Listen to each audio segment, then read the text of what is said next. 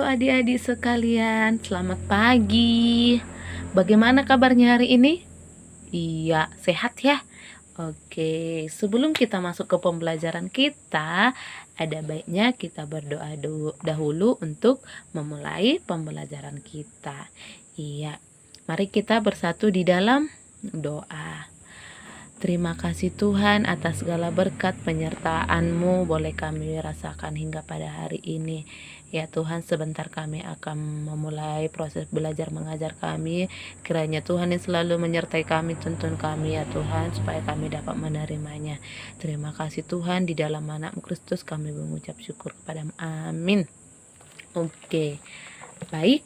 Sebelum kita masuk ke pembahasan, kita mempersiapkan terlebih dahulu yaitu buku panduan, buku tulis, dan Alkitab. Oke, baik adik-adik sekalian, mari kita buka buku kita yaitu halaman 24. Yaitu dengan judul Dampak dari hidup beriman dan berpengharapan.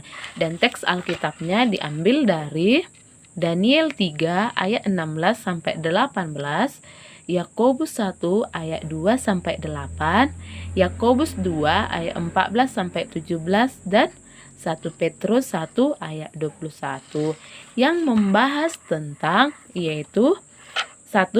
Memahami makna iman dan pengharapan, dan yang kedua yaitu dampak hidup beriman dan berpengharapan.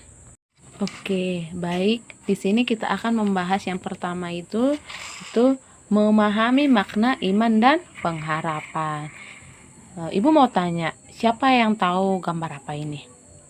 Ya, ini gambar sebuah perahu dan 2 buah dayung.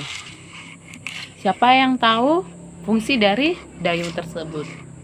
Yaitu fungsinya untuk menggerakkan perahu supaya bisa berjalan dengan baik. Iya.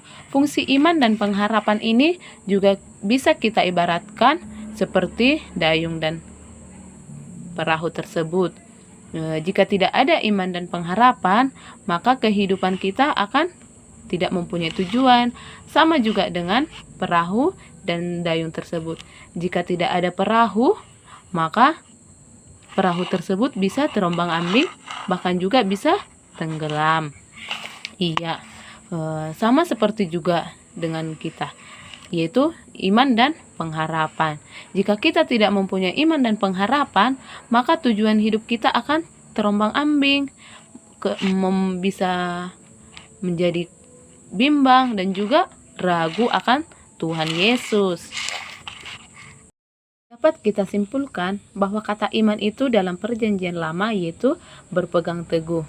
Berarti beriman yaitu berpegang teguh pada keyakinan yang dimiliki akan sesuatu hal.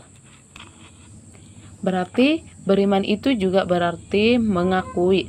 Mengakui yaitu mengakui kekuasaan Allah dan firman-Nya dalam kehidupan kita. Maka kita terpanggil untuk bersaksi tentang firman Tuhan yaitu melalui pemikiran, perkataan, dan juga perbuatan.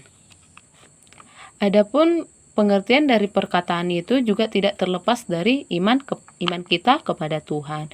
Iman membangkitkan pengharapan sekaligus mendorong untuk mewujudkan harapan itu dalam pikiran, perkataan, dan juga perbuatan. Pengharapan ini juga merupakan suatu keinginan akan sesuatu yang baik atau suatu tujuan. Tiap orang mempunyai harapan akan kebahagiaan sejati yang telah ditanamkan dalam setiap hati manusia.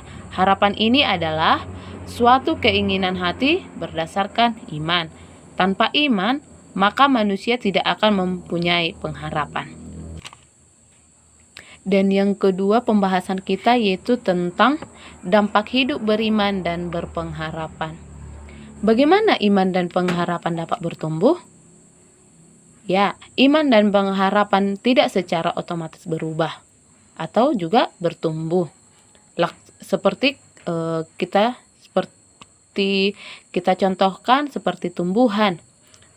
Jika kita pupuk, tumbuhan itu lama-lama akan menjadi bagus. Sama seperti kita juga. Jika kita bisa berdoa, beribadah, dan membaca Al-Qur'an dan terarah, maka kita dapat bertumbuh, yaitu bertumbuh dalam iman dan pengharapan. Dapat kita lihat dalam Alkitab kita tanda-tanda yang mempunyai iman dan pengharapan.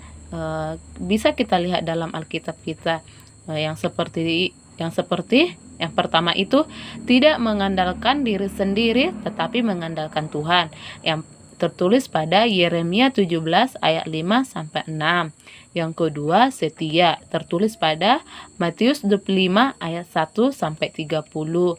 Yang ketiga, taat, yang tertulis pada Kejadian 12 ayat 1 sampai 9. Yang keempat, sanggup bersukacita dalam kesesakan, tertulis dalam Kisah Para Rasul 16 ayat 19 sampai 40.